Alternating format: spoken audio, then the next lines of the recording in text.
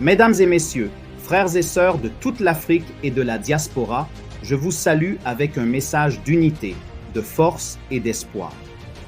Aujourd'hui, nous nous trouvons à un carrefour crucial de notre histoire. Le temps est venu pour nous de reprendre notre destin en main, de dépasser les ombres du colonialisme et du néocolonialisme et de forger un avenir dans lequel l'Afrique sera unie et forte. Ce n'est pas seulement un rêve, c'est un appel urgent à l'action. Nous devons nous unir pour former une force puissante pour rejeter les frontières et les influences qui nous sont imposées et pour créer un continent prospère et autonome. Tout d'abord, reconnaissons la dure réalité du néocolonialisme qui continue de tourmenter notre continent bien-aimé.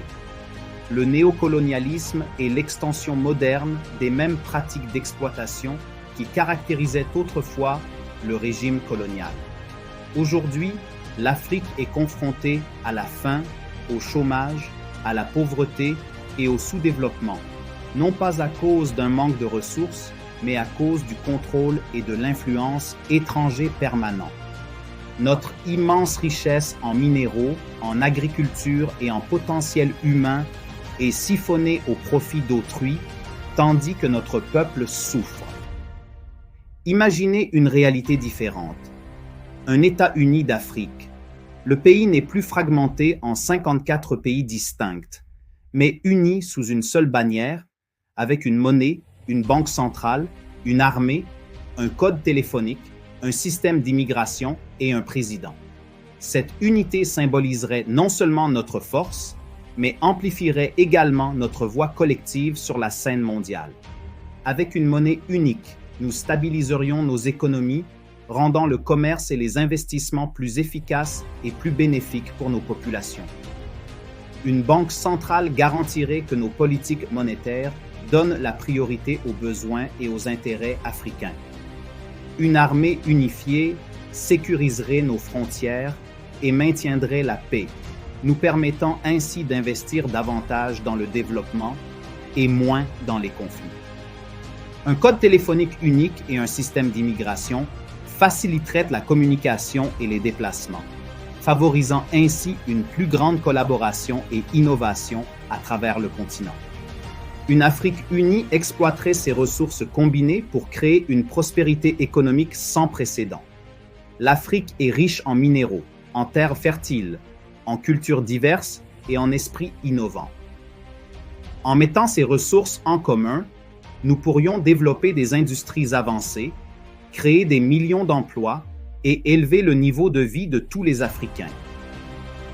Notre potentiel agricole à lui seul pourrait non seulement nourrir notre propre population, mais aussi devenir le grenier du monde. Considérez la puissance d'une Afrique unie négociant avec d'autres puissances mondiales. Nous ne serions plus vulnérables aux accords d'exploitation.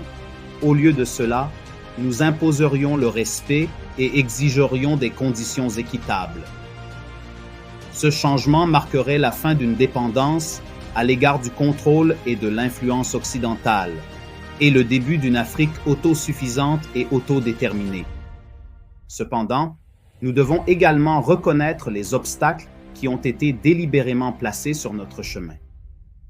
Nos exploiteurs, les puissances occidentales d'Europe et d'Amérique, ont déployé tous leurs efforts pour garantir que notre unité ne se concrétise pas. Ils ont fait en sorte que nous ayons souvent des dirigeants méchants, égoïstes et parfois incompétents.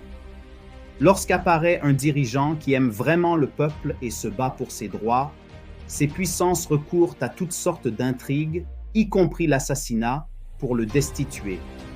Les exemples de telles tragédies sont nombreux et douloureux. En outre, nous sommes confrontés à une résistance venant de nos propres rangs. Certains de nos plus hauts dirigeants sont corrompus et servent de marionnettes au service des intérêts occidentaux. Ils sont les esclaves de ces puissances étrangères et s'opposent aux changements dont nous avons désespérément besoin. Cette trahison a entraîné la misère dont nous sommes tous témoins aujourd'hui. Mais il ne faut pas désespérer. Il existe une voie à suivre, une voie vers l'unité et la prospérité que nous recherchons. Nous devons nous lancer dans ce que j'appelle la révolution sociale africaine. Cette révolution sera pacifique mais résolue. Nous organiserons des manifestations dans toute l'Afrique et cela se produira le même jour, exigeant et disant à nos dirigeants corrompus ce dont nous avons besoin, une Afrique unie. C'est tout ce dont nous avons besoin. Nous continuerons cette pression jusqu'à ce que tous s'y conforment. À ce stade, je tiens à remercier tout particulièrement nos héros africains qui ouvrent la voie à la libération de l'Afrique. Nous remercions sincèrement Son Excellence le Président du Burkina Faso, M. Ibrahim Traoré, Son Excellence le Président du Mali, M. Assimi Goïta et Son Excellence le Président du Niger, M. Abdourahmane Tchiani. Votre courage et votre leadership nous inspirent tous. Nous félicitons également Son Excellence le Président du Sénégal, M. Bassirou Diomaye Faye, et son Premier ministre, Ousmane Sonko, pour leur récente élection et les actions louables dont ils ont fait preuve jusqu'à présent. Nous vous souhaitons bonne chance et espérons que vous ne décevrez pas les Africains en recherchant des alliances avec les pays occidentaux en Europe et en Amérique. Restez fidèles à la vision d'une Afrique autonome. Il est également important de faire honte publiquement à tous les dirigeants politiques africains, en particulier aux chefs d'État et de gouvernement, qui suivent les ordres des puissances occidentales, qui leur rendent compte, qui se protègent d'elles et qui sont au pouvoir grâce à leur aide. Honte à toi. Vous êtes nos traîtres et nos ennemis.